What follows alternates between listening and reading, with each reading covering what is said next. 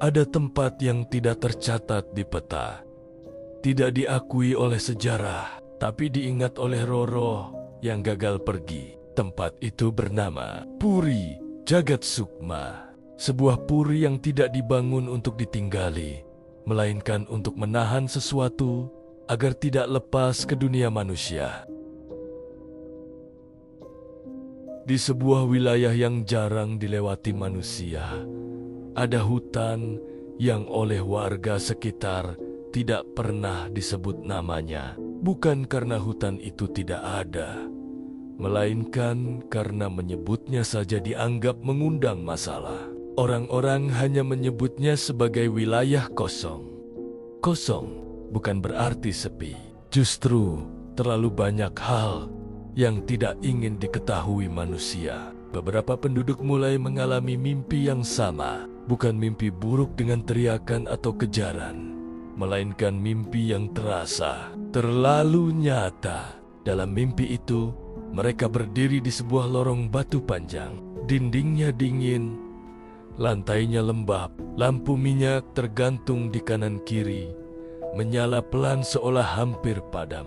Yang paling mengganggu bukan pemandangannya, melainkan suara gamelan. Bukan keras, bukan jelas, tapi cukup untuk membuat dada terasa sesak. Suara itu seperti berasal bukan dari depan atau belakang, melainkan dari dalam kepala mereka sendiri. Saat terbangun, mereka selalu merasakan hal yang sama. Jantung berdebar, keringat dingin, dan perasaan seolah ada sesuatu yang belum selesai dalam hidup mereka. Yang aneh, orang-orang ini tidak saling mengenal. Usia mereka berbeda, latar belakang mereka berbeda. Namun ketika tanpa sengaja saling bercerita, detail mimpi mereka sama persis. Dan ada satu kesamaan lain, sebuah nama. Tidak ada yang tahu dari mana nama itu muncul. Tidak ada yang mengucapkannya lebih dulu. Namun setiap orang yang bermimpi itu bangun dengan satu kata yang terus terngiang di kepalanya. Jagat Sukma. Nama itu tidak terasa asing, namun juga tidak sepenuhnya dikenal. Seolah nama itu sudah lama ada, hanya saja baru sekarang diingat kembali. Warga desa percaya jika seseorang terlalu sering memikirkan suatu tempat, maka suatu hari tempat itu akan mulai memikirkan orang tersebut kembali. Dan ketika itu terjadi, panggilannya bukan berupa suara keras, melainkan dorongan halus yang sulit ditolak. Dorongan untuk mendekat, dorongan untuk mencari, dorongan untuk datang sendiri. Tidak semua orang yang bermimpi tentang Jagat Sukma berani mencari tahu lebih jauh.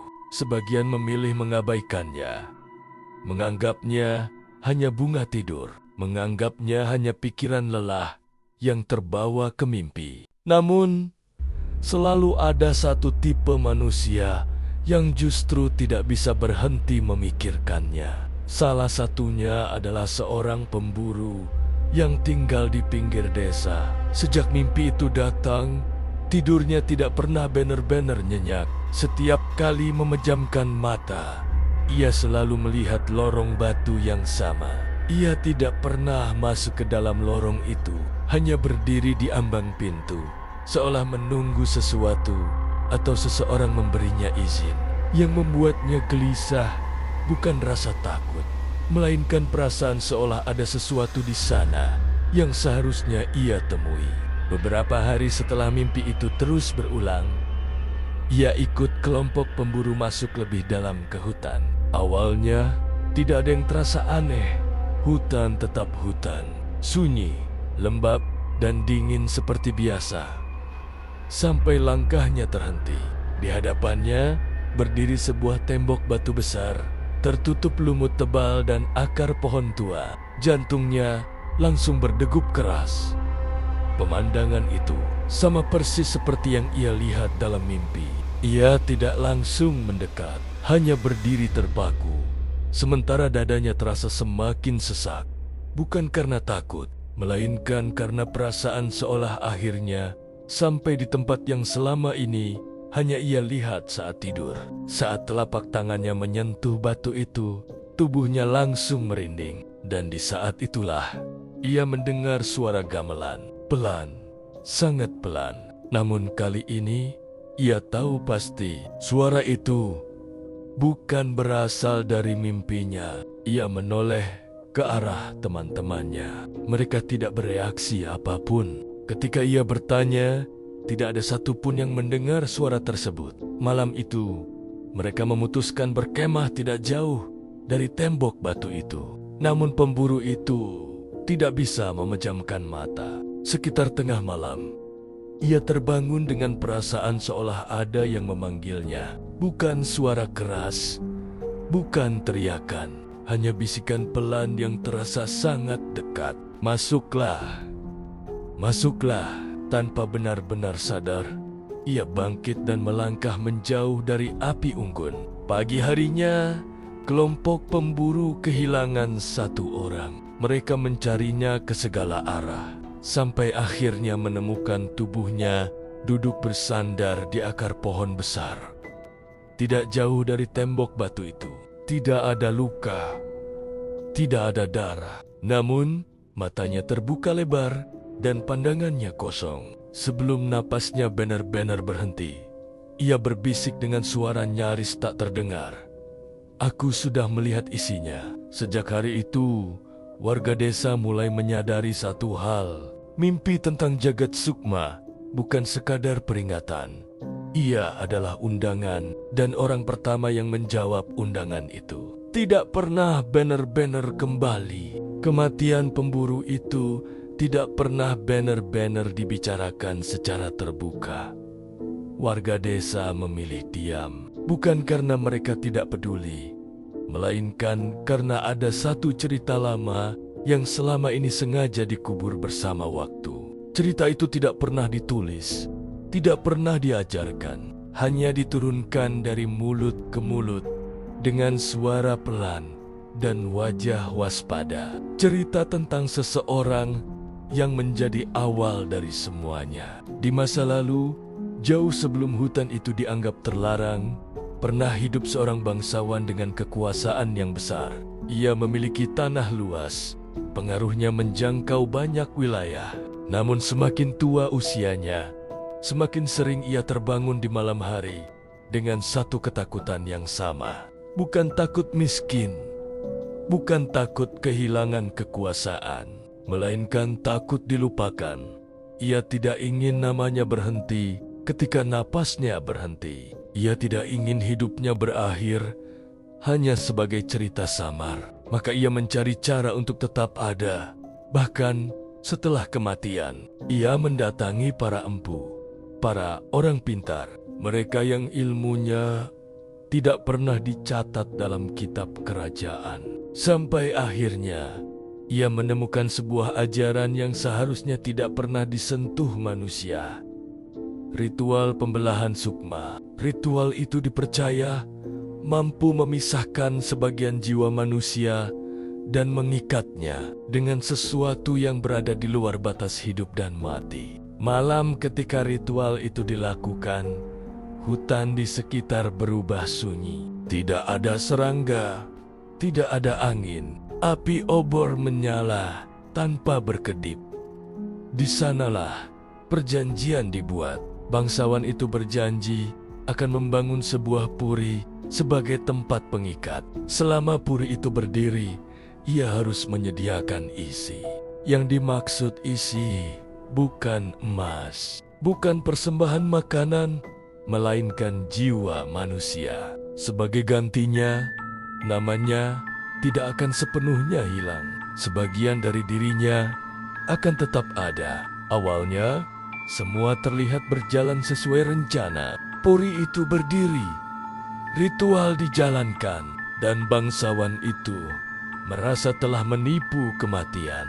Namun ada satu hal yang tidak ia pahami. Perjanjian itu tidak memiliki akhir. Ketika usia bangsawan itu semakin menua, dan ia mulai menyadari apa yang sebenarnya ia lepaskan, ia mencoba menghentikannya. Ia mencoba menutup puri, menghentikan ritual, memutus perjanjian. Namun saat itu, Puri Jagat Sukma tidak lagi sekadar bangunan. Ia telah menjadi wadah, dan wadah itu sudah terisi. Sejak saat itu, Puri tidak lagi menunggu. Ia mulai mencari sendiri, dan kematian pemburu adalah tanda pertama bahwa perjanjian lama masih terus berjalan. Masyarakat desa percaya Puri Jagat Sukma bukan tempat terkutuk karena ritualnya semata, melainkan karena ada satu kesalahan besar yang tidak pernah diperbaiki. Kesalahan karena manusia berusaha menawar sesuatu yang seharusnya tidak pernah ditawar. Dan sejak hari itu, siapapun yang merasa hidupnya kosong, penuh penyesalan, atau ingin menghapus masa lalu, akan lebih mudah mendengar panggilan dari dalam puri itu. Sejak perjanjian itu tidak pernah banner-banner ditutup, Puri Jagat Sukma perlahan berubah. Ia tidak lagi menunggu ritual dilakukan. Ia tidak lagi menunggu pintu dibuka secara sengaja. Ia mulai menarik manusia dengan sendirinya. Orang-orang yang mendekat ke wilayah hutan itu sering merasa tersesat. Padahal mereka yakin berjalan di jalur yang benar. Langkah mereka seperti diarahkan. Belokan demi belokan terasa familiar, seolah sudah pernah dilewati sebelumnya. Dan tanpa sadar, mereka berdiri di hadapan pintu puri itu. Yang aneh, tidak ada rasa takut yang muncul saat pertama kali melihatnya. Tidak ada firasat buruk, tidak ada dorongan untuk lari. Yang ada justru rasa tenang yang aneh. Rasa seperti akhirnya sampai di tempat untuk berhenti berjalan. Saat seseorang melangkah masuk, puri itu tidak langsung menunjukkan wajah aslinya. Lorong-lorongnya diterangi lampu minyak yang menyala redup. Dinding batunya dingin, namun terasa menenangkan saat disentuh. Udara di dalam puri terasa berat, namun bukan pengap. Lebih seperti udara di tempat yang sudah lama tidak ditinggali manusia, namun masih menyimpan jejak kehadiran mereka. Setiap langkah terdengar jelas. Gema kaki sendiri membuat seseorang sadar bahwa ia sendirian, atau setidaknya merasa sendirian. Karena di dalam Puri Jagat Sukma, seseorang tidak pernah banner-banner sendirian. Semakin jauh melangkah, lorong mulai berubah, bukan berubah secara kasat mata, melainkan terasa berbeda. Dinding terasa lebih dekat, langit-langit terasa lebih rendah, napas terasa sedikit lebih berat. Dan disitulah Puri mulai bekerja, bukan pada tubuh, melainkan pada pikiran. Seseorang mulai mendengar suara yang dikenalnya, bukan suara asing, bukan suara mengancam, melainkan suara yang pernah ia dengar di masa lalu. Suara orang yang pernah ia sakiti, suara yang pernah ia kecewakan, atau suara yang pernah ia abaikan saat seharusnya ia mendengarkan. Kenangan lama muncul satu persatu, bukan kenangan besar, bukan kejadian dramatis. Justru hal-hal kecil yang selama ini dianggap sepele, ucapan yang tidak pernah diminta maaf, janji yang tidak ditepati, pilihan yang diambil demi diri sendiri dan melukai orang lain. Semakin seseorang mencoba menolak, semakin jelas gambaran itu muncul. Semakin ia menutup mata, semakin keras suara itu terdengar. Puri Jagat Sukma tidak memaksa, ia tidak mengancam, ia hanya memperlihatkan, dan disitulah banyak orang mulai goyah. Karena tidak semua manusia siap berhadapan dengan dirinya sendiri. Beberapa mencoba berbalik arah, namun lorong yang mereka lewati tadi tidak lagi sama. Pintu yang sebelumnya ada menghilang, belokan terasa asing. Seolah puri itu berkata pelan, "Kamu belum selesai."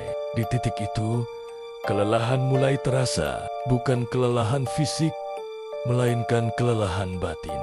Dan saat seseorang berhenti berjalan, biasanya mereka duduk di sudut lorong atau ruangan kecil. Di sanalah Puri memberikan pilihan terakhirnya. Bukan paksaan, bukan ancaman, hanya bisikan lembut yang terdengar seperti suara sendiri. Beristirahatlah, tidak apa-apa berhenti, semua akan terasa lebih ringan. Bagi sebagian orang, bisikan itu terdengar seperti keselamatan, karena hidup di luar puri terasa jauh lebih berat dibandingkan diam di dalamnya. Dan saat seseorang menerima bisikan itu, puri perlahan menutup dirinya, tidak dengan suara keras, tidak dengan dentuman, hanya dengan sunyi. Mereka yang menyerah tidak langsung mati.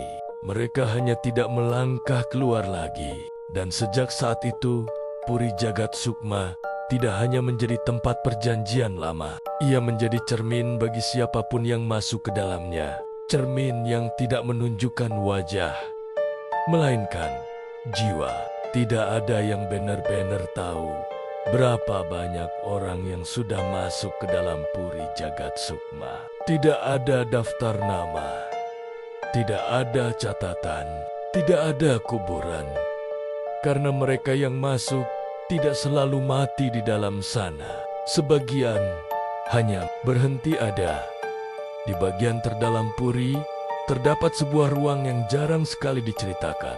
Ruang itu tidak besar, tidak gelap, tidak juga terang. Lampu minyak di sana menyala tanpa api yang jelas.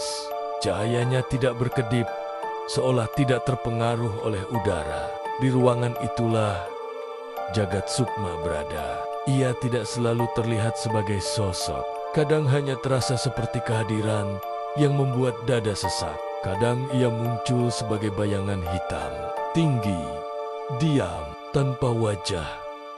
Namun siapapun yang melihatnya selalu merasakan hal yang sama. Bukan takut, melainkan rasa ingin menyerah.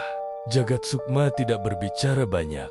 Ia tidak perlu menjelaskan apapun, karena semua manusia yang sampai ke ruangan itu sudah terlalu lelah untuk bertanya. Ia hanya hadir, dan kehadirannya saja sudah cukup untuk membuat seseorang melepaskan pertahanan terakhirnya. Di hadapan Jagat Sukma, seseorang akan melihat seluruh hidupnya dalam potenggan-potenggan kecil. Bukan momen bahagia, bukan pencapaian besar, melainkan keputusan-keputusan kecil yang perlahan membentuk penyesalan. Kalimat yang diucapkan tanpa dipikirkan, orang yang ditinggalkan tanpa pamit, kesempatan yang diabaikan karena rasa takut. Semua itu muncul tanpa bisa dihentikan. Dan di titik itulah Jagat Sukma menawarkan sesuatu yang tidak pernah ia tawarkan secara terang-terangan. Kelegaan, bukan dengan kata, bukan dengan janji, hanya dengan keheningan yang terasa jauh lebih ringan daripada hidup di luar sana. Bagi mereka yang menerima, prosesnya tidak menyakitkan, tidak ada teriakan, tidak ada darah. Mereka hanya duduk, diam, dan perlahan kehadiran mereka memudar. Di dunia luar, orang-orang terdekat mulai merasakan hal yang aneh. Bukan kesedihan mendalam, bukan pula duka, hanya perasaan kosong, seperti ada sesuatu yang seharusnya diingat, namun tidak bisa diingat. Nama seseorang terasa asing, wajah di foto tidak lagi dikenali. Kenangan yang dulu jelas menjadi kabur, lalu hilang. Itulah cara Jagat Sukma memberi makan dirinya, bukan dengan kematian, melainkan dengan penghapusan keberadaan. Dan selama masih ada manusia yang ingin melupakan hidupnya, ingin menghapus kesalahan, atau ingin berhenti merasa sakit, Puri Jagat Sukma akan terus berdiri, tenang, sunyi, menunggu. Karena panggilan itu tidak selalu datang dalam bentuk mimpi. Kadang datang dalam rasa lelah. Kadang datang dalam keinginan untuk berhenti. Dan tidak semua orang menyadari kapan mereka mulai mendengarnya. Terima kasih sudah menonton. Jangan lupa like dan subscribe. Share sebanyak-banyaknya ke teman kalian.